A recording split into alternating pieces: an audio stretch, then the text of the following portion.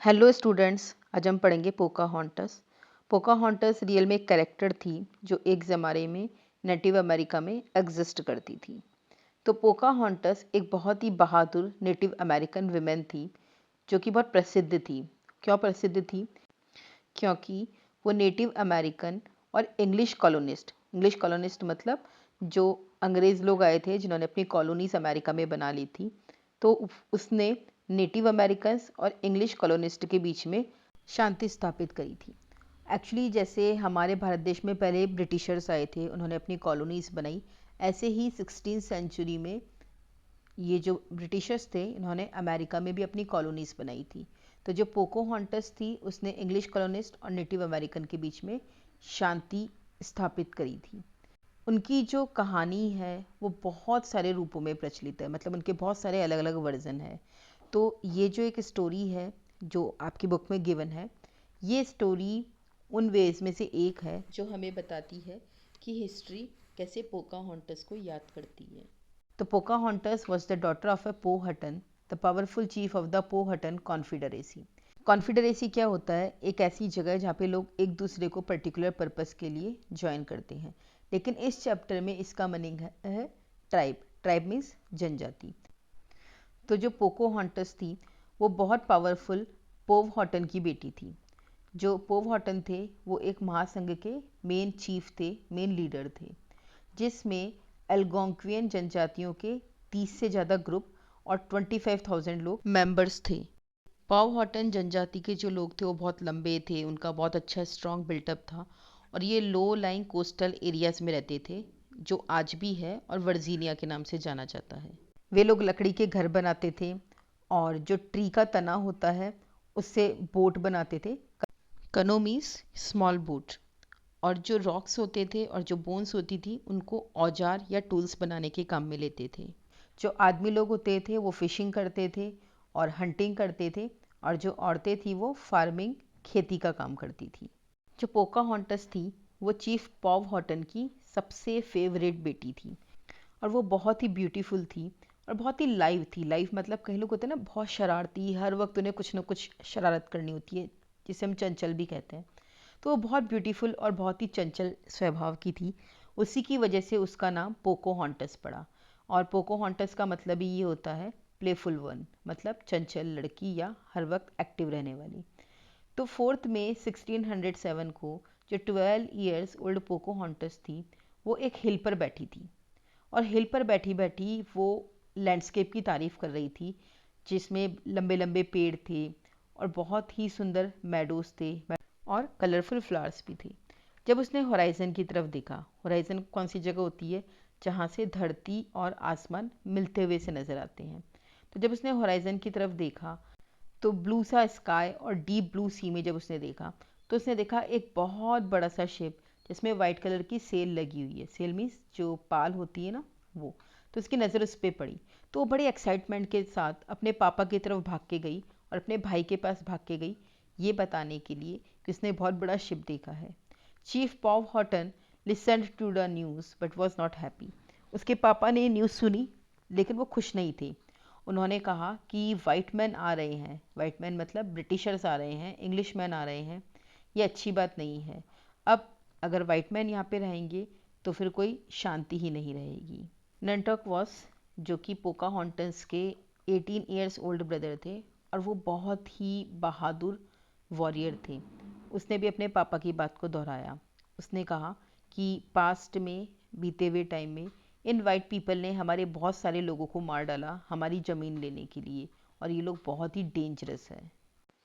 तो नैंटाक्वांस और पोकाहॉन्टस वो एक छोटी सी बोट में बैठे और बैठ के खाड़ी की ओर गए ताकि वो और ज़्यादा डिटेल्स जान सके और ज़्यादा चीज़ें जान सके कि कौन आ रहा है, कैसे आ रहा है, सब कुछ। शिप पे उन्होंने एक बहुत ही लंबे आदमी को देखा जिसके लाल कलर के बाल थे और सफ़ेद कलर की स्किन थी और इसका ड्रेसअप भी थोड़ा सा अलग था। तो नटक वॉइस जो था वो मुड़ा और उसने अपने पापा को इन्फॉर्म किया। Powhatan consulted his advisers and medicine man. जो पॉवहॉटन थे उन्होंने अपने सलाहकारों से कंसल्ट किया और जो दवाइयों से रिलेटेड आदमी था, वैद्य कह लीजिए, डॉक्टर कह लीजिए, उससे भी कंसल्ट किया। उन्होंने ये कंक्लूड किया कि जो ये वाइट मैन आ रहे हैं वो अपने साथ प्रॉब्लम लेके ही आ रहे हैं और उनके पास बड़ी जादूगर वाली पावर है एंड थंडर स्टिक्स है with which they could kill anyone with ease.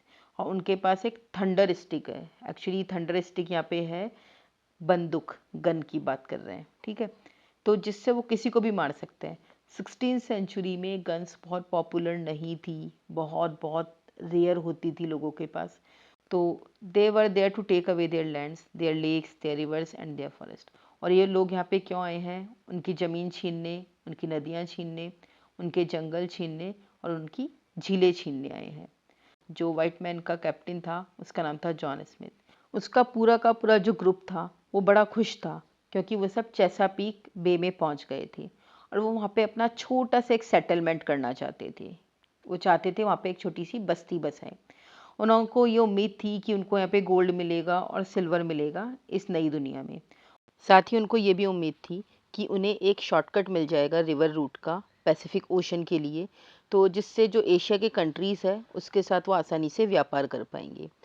तो उन्होंने जेम्स टाउन कॉलोनी के लिए जो साइट चुनी थी वो जेम्स रिवर के पेनिनसुला पे थी। पेनिनसुला वो जगह होती है जिसमें तीनों तरफ पानी होता है, तो उन्होंने जेम्स टाउन कॉलोनी के लिए वो जगह चुनी। यानी कि जेम्स टाउन कॉलोनी जो थी वो किसका नाम था? जो इंग्लिश कॉलोनीज बनाई गई थी उसका। आज भी ये पेनिनसुला है लेकिन अब ये एक आइलैंड बन चुका है। आइलैंड क्या होता है? जिसमें चारों तरफ पानी होता है। तो जो इंग्लिश कॉलोनिस्ट यहाँ पे आए थे उन्होंने इस साइट को सेलेक्ट किया और वहाँ पे कुछ झोपड़ियाँ, कुछ स्टोर हाउस और कुछ चर्च बनाए।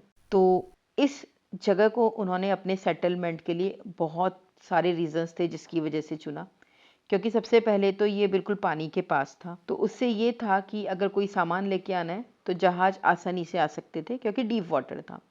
वहाँ पहले कोई रहता भी नहीं था, तो उसकी डिज़ाइन ऐसी थी, उस जगह की रक्षा करना भी बहुत आसान था। लेकिन बहुत ही जल्दी उनको अफ़सोस हुआ अपनी चॉइस पे, क्योंकि जो लैंड थी वो बहुत दलदली थी, मार्शी थी और जो पानी उन्होंने रिवर से पिया उसमें बहुत ज़्यादा कीचड़ था और वो बहुत ही कड़वा पानी था। ये जो सेटलर्स आए थे, इंग्लिश कॉलोनिस्ट जो आए थे, इनको ज़्यादा एक्सपीरियंस नहीं था। किस चीज़ का एक्सपीरियंस नहीं था? फार्मिंग का एक्सपीरियंस नहीं था, फूड कैसे स्टोर किया जाता है इसका एक्सपीरियंस नहीं था और कैसे एक साथ ऑर्गेनाइज्ड होकर काम किया जाता है उसका भी एक्सपीरियंस नहीं था। क्यों था? क्योंकि ये सब लोग व्यापारी थे, वर्कर्स नहीं थे और उन्हें ये भी नहीं पता था कि इस तरह के डिफ़िकल्ट नए एनवायरनमेंट में सर्वाइव करने के लिए किन किन चीज़ों की ज़रूरत होती है। तो वो जो ग्रुप था वो फूड को भी स्टोर नहीं कर पाया। 1607 में गंदा पानी पीने की वजह से और वो जो मार्शी लैंड में रह रहे थे वहाँ पे कीचड़ भी था, दलदल भी था, तो वहाँ पे बहुत सारे मॉस्किटोज़ भी थे, उसकी वजह से बीमारियाँ फैल गई और उनके पास खाने का भी कोई स्टोरेज नहीं था तो खाना भी कम पड़ गया। तो इसकी वजह से जो सेटलर्स थे वो बीमार पड़ गए, कुछ लोग मर भी गए इसकी वजह से। तो जब पहला साल ख़त्म हुआ तब तक 104 में से सिर्फ 38 सेटलर्स ही बच पाए। अब जो इंग्लिश सेटलर्स थे और वहाँ पे जो पॉहॉटन ट्राइब्स के लोग थे उन्होंने एक दूसरे से व्यापार करना चालू कर दिया। अब पॉहॉटन्स ने उनको फूड ऑफ़र किया और एक्सचेंज में जो सेटलर्स थे, जो इंग्लिश कॉलोनिस्ट थे, वो अपने औजार और अपना दूसरा सामान पॉहॉटन वाले लोगों को दे देते थे। उस ज़माने में ना बार्टर सिस्टम चलता था। बार्टर सिस्टम में क्या होता था, जैसे आज के ज़माने में तो पैसे दे के हम चीज़ खरीदते हैं, उस ज़माने में ये होता था कि जैसे मैंने तुम्हें गेहूँ दिया तो तुम मुझे कोई दूसरी चीज़ दे दो उसके एवज़ में। मतलब पैसे वाली सिस्टम नहीं थी। तो उन्होंने क्या किया, उस सिस्टम में उनको तो खाना दिया और बदले में उन्होंने उनको टूल्स और दूसरा सामान दिया। उनकी जो रिलेशनशिप थी वो बहुत अच्छी नहीं थी। पॉवहॉटन ट्राइब के जो लोग थे वो कभी कभी उन्हें गिफ्ट में खाना भी देते थे, लेकिन अगर कोई अंग्रेज अपनी बस्ती से बाहर अकेला मिलता तो वो उस पर अटैक भी कर देते थे। एक दिन कैप्टन स्मिथ और उसके आदमी जंगल में गए खाने की तलाश में।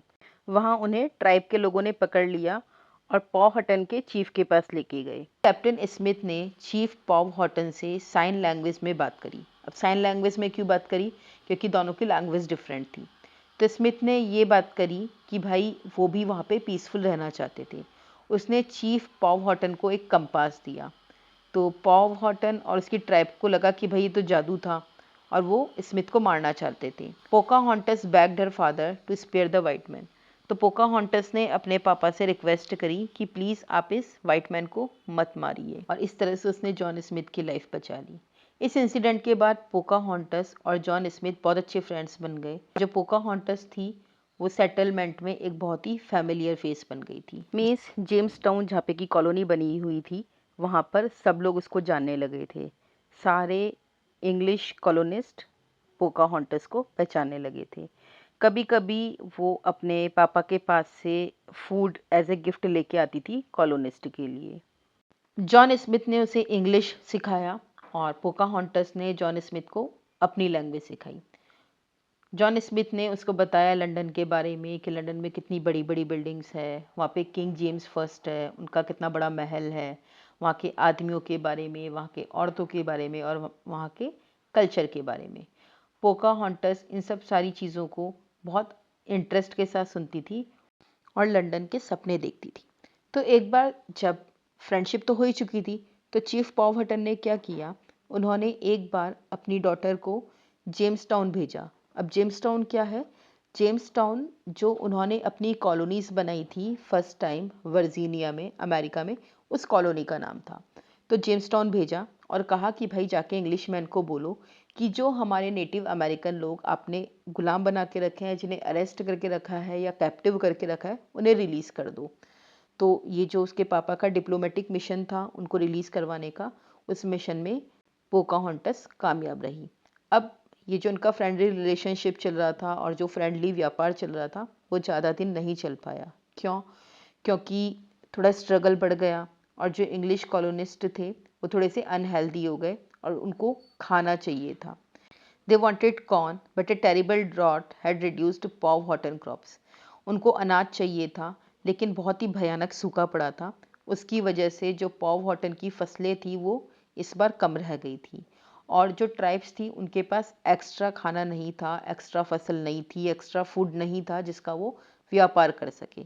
तो उसकी वजह से जो कॉलोनिस्ट थे वो बहुत गुस्सा हो गए और वो पॉवहॉटन्स को डराना शुरू हो गए। जब विंटर्स आया तो जेम्स टाउन में जो लोग सेटल्ड थे, जो इंग्लिश कॉलोनिस्ट थे, उनके पास बहुत ना के बराबर फूड रह गया था खाने के लिए। तो बहुत सारे जो सेटलर्स थे वो बीमार हो गए और कमज़ोर भी हो गए। पोकाहॉन्टस ने उन सेटलर्स की हेल्प करी और अपने पापा को थोड़ा कन्वे किया और उनके साथ अनाज शेयर किया, मीट शेयर किया और दूसरे तरह का खाना भी उन कॉलोनिस्ट के साथ शेयर किया। लेकिन जब पॉवहॉटन ट्राइब को ये पता पड़ा कि भाई और भी दूसरे शिप्स आ रहे हैं इंग्लैंड से जेम्स टाउन में, तो उनका अपने ट्राइब के फ्यूचर के लिए बहुत ज़्यादा कंसर्न जाग गया और उन्होंने मना कर दिया, अब हम तुम्हें और खाना नहीं दे पाएंगे, क्योंकि पहले से ही उनके पास सरप्लस फूड है ही नहीं।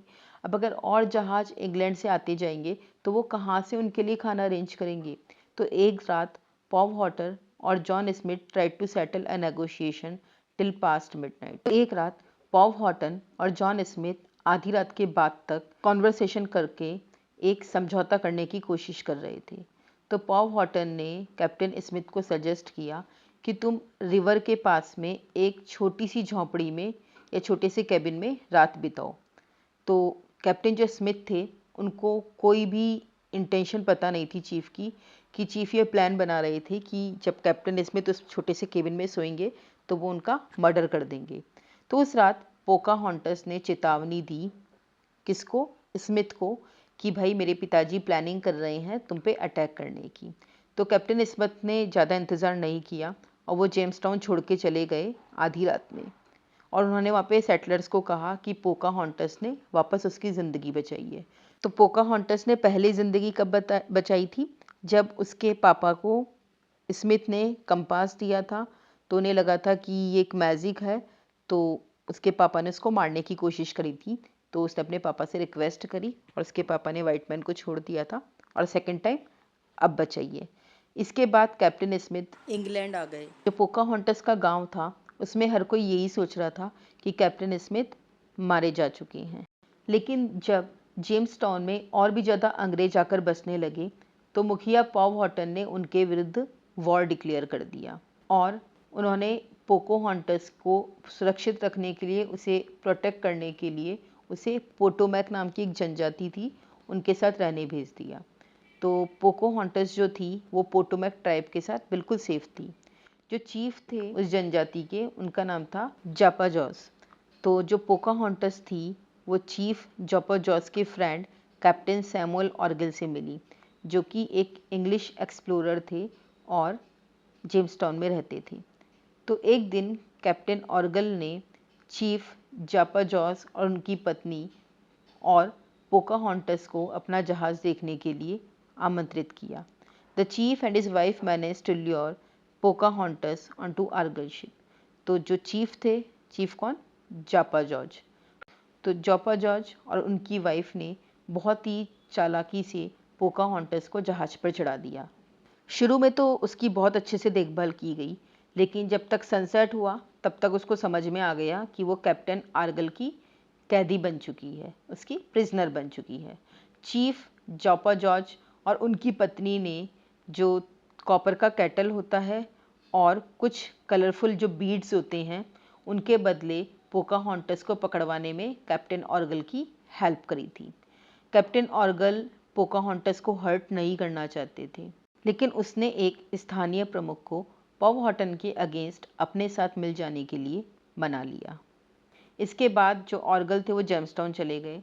जेम्सटाउन के सभी लोग पोकाहॉन्टस को पसंद करते थे, क्योंकि वे जानते थे कि उसने 2 बार कैप्टन स्मिथ की जान बचाई थी, और जब बहुत हार्ड विंटर्स थी और जब खाने की कमी थी तो उन्हें खाना भी पहुंचाया था। तो इसलिए उन लोगों ने पोकाहॉन्टस के साथ बहुत अच्छे से बिहेव किया। उसको इंग्लिश कपड़े दिए पहनने के लिए, इंग्लिश लैंग्वेज सिखाई, इंग्लिश मैनर्स और इंग्लिश कस्टम्स भी सिखाए। ऑर्गल ने पॉवहॉटन को एक लेटर भेजा और उसमें कहा कि भाई, हमने जो पोकाहॉन्टस है उसको किडनैप कर लिया है, और अगर पॉवहॉटन इंग्लिश प्रिजनर्स को रिलीज़ करेगा और उनके वेपन्स भी लौटा देगा, उनके टूल्स भी लौटा देगा, तो फिर वो पोकाहॉन्टस को भी रिलीज़ कर देंगे। सबसे पहले ऑर्गल का जो प्लान था लग रहा था काम कर रहा है कि भाई जो पॉवहॉटन्स है वो इजीली उनके वॉरियर्स और उनके टूल्स वगैरह लौटा देंगे। लेकिन जब पॉवहॉटन ने ये सुना कि उन्होंने पोकाहॉन्टस को किडनैप कर लिया है और जो ऑर्गल है वो फिरौती मांग रहा है, रैंसम मांग रहा है, तो चीफ ने 7 इंग्लिश प्रिजनर को रिलीज़ कर दिया, लेकिन उसने वेपन्स और टूल्स वापस नहीं लौटाए। तो बिना किसी सोल्यूशन के टाइम जाता चला गया और पॉवहॉटन ने मना कर दिया कि वो फाइनली अब किसी सेटलमेंट के लिए रेडी नहीं है। 1614 में मार्च में पोकाहॉन्टस की लाइफ में सब कुछ बदल गया था और अब वो क्रिश्चियन बन गई थी और उसका नाम पोकाहॉन्टस से रेबेका रख दिया गया था। पॉवहॉटन ने वेपन्स नहीं लौटाए, तो अब वेपन्स नहीं लौटाने की वजह से पोकाहॉन्टस को अब जेम्सटाउन में ही रहना पड़ा, लेकिन वो खुश नहीं थी। अप्रैल 1614 में पोकाहॉन्टस की शादी कर दी गई थी जॉन रॉल्फे से, जो कि एक यंग टोबैको किसान था। वर्जीनिया के गवर्नर थॉमस डेल और चीफ पॉवहॉटन ने इस शादी के लिए परमिशन दे दी। तो पोकाहॉन्टस फर्स्ट नेटिव अमेरिकन थी जिसकी शादी एक वाइट मैन से हुई थी। जो लोग थे जेम्सटाउन के और जो ट्राइब्स थी पॉवहॉटन, वो इस मैरिज को साथ साथ सेलिब्रेट कर रहे थे। अगले ही साल पोकाहॉन्टस ने एक लड़के को जन्म दिया जिसका नाम थॉमस रखा गया। और फिर इस मैरिज का एक दूसरा इम्पॉर्टेंट आउटकम हुआ द पीस ऑफ पोकाहॉन्टस, पोकाहॉन्टस की शांति। तो जो एक यूनियन हुआ था नेटिव पॉवहॉटन वुमेन के बीच में और इंग्लिश मैन के बीच में, उसकी वजह से जो एक कॉन्फ्लिक्ट चल रहा था ट्राइब के बीच में और इंग्लिश कॉलोनिस्ट के बीच में, वो अब शांत हो गया था। और इस पीसफुल टाइम के लिए पोकाहॉन्टस को पीस के सिंबल के रूप में देखा गया था, शांति के प्रतीक के रूप में देखा गया था। तो 1616 में स्प्रिंग सीजन में पोकाहॉन्टस और उसकी फैमिली थॉमस डेल के साथ और कुछ यंग पॉवहॉटन औरतों के साथ जहाज से इंग्लैंड पहुंची, और उनका पर्पस था कि वो अपने सेटलमेंट के सपोर्ट के लिए कुछ इश्यूज रेज करें, मतलब वो अपनी बस्तियां बसाने के लिए कुछ समर्थन जुटाए। तो 1616 में ये जो पूरा ग्रुप था, लंदन पहुंचने से पहले इस ग्रुप ने पूरा इंग्लैंड घूमा। लंदन पहुंचने के बाद वर्जीनिया कंपनी ने उनकी ट्रैवल के प्रचार करने के लिए एक आर्टिस्ट से पोकाहॉन्टस का पोर्ट्रेट बनवाया। जो लंदन सोसाइटी थी as well as important investors met Pocahontas and found her enchanting. तो जो लंदन सोसाइटी थी और जो बहुत इम्पोर्टेंट इन्वेस्टर्स थे वो पोकाहोंटस से मिले और वो उसकी पर्सनैलिटी से बहुत ज़्यादा इम्प्रेस हुए। Pocahontas caused a great sensation. In London, she made some of the city's most important people. जो पोकाहोंटस थी वो उस लंदन का एक बहुत बड़ा सेंसेशन बन गई थी, वो बहुत फेमस बन गई थी और जो लंदन के जो इम्पोर्टेंट पीपल थे उनसे वो मिली। She even met King James, वो किंग जेम्स से भी मिली जिसकी स्टोरीज स्मिथ उसे सुनाया करता था। वो जॉन स्मिथ से भी मिली बहुत सालों बाद। जॉन स्मिथ वही है जिसकी जान इसने 2 बार बचाई थी। जॉन स्मिथ भी इस करेजियस बहादुर लड़की को नहीं भूले थे। उन्होंने क्वीन एने को एक लेटर लिखा और बताया कि पोकाहोंटस ने जेम्स टाउन में बसने वाले लोगों की सहायता के लिए उन्हें हेल्प करने के लिए बहुत सारे काम किए थे। इन 1788 वर्जीनिया जो था यूनाइटेड स्टेट्स का एक राज्य बन गया और पोकाहोंटस को एक प्रिंसेस के तौर पे याद किया जाता है जो अंग्रेज न्यूकमर्स और नेटिव अमेरिकन्स के बीच में पीस इस्टेब्लिश करने के लिए जानी जाती है।